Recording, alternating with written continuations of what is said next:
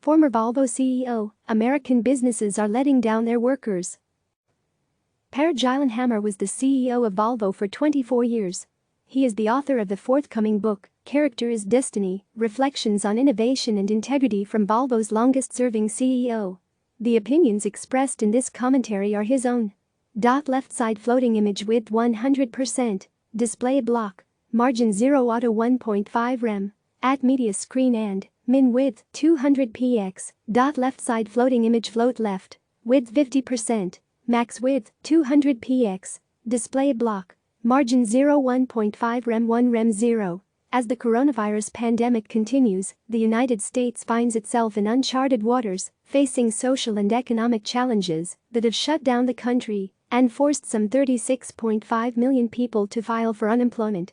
Many workers cannot pay their rent or mortgages, cannot afford health insurance, and have no guarantee of reemployment when the country reopens. The U.S. government has been slow to respond to the pandemic and has failed to protect essential workers that communities cannot survive without. Never before has it been so imperative for American businesses to demonstrate social responsibility by prioritizing their workers. In the immediate future, this will entail both the protection of essential workers on the front lines and providing support to those who have been furloughed or laid off. In the long term, many American business owners will have to fundamentally rethink the ways and conditions in which they expect employees to work. I have had to practice this sort of rethinking in my own career.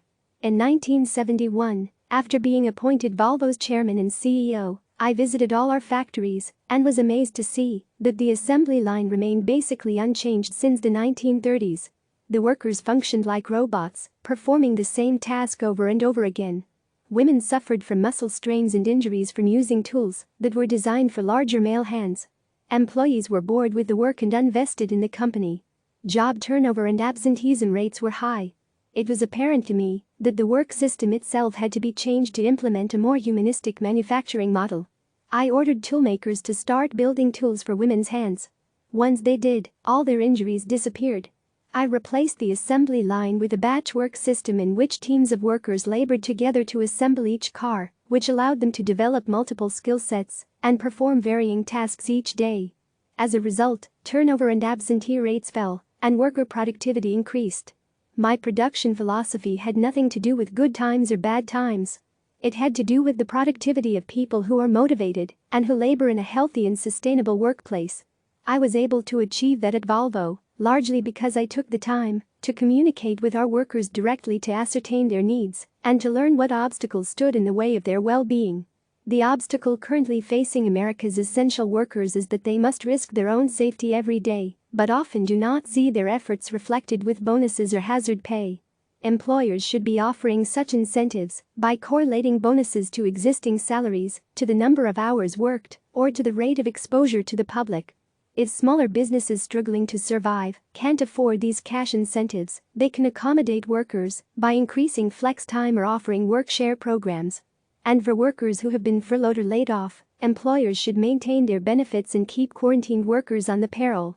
But financial incentives such as hazard pay are short-term solutions and do nothing to mitigate the real crisis in American industry, the lack of basic job security in a time of upheaval. When the world economy was roiled by global recession in the early 1970s, I made a conscious decision that all of Volvo's workers would be kept on in their positions at full salary in Sweden. This was absolutely invaluable to them and far more impactful over the long term than any bonuses or premiums. The same holds true today. If CEOs keep people in their jobs, even when the economy is disrupted, they will have something that hazard pay cannot buy: a content and loyal workforce. When a business owner demonstrates a commitment to the well-being of their employees year after year, employees demonstrate a commitment to the company, even in the face of disaster.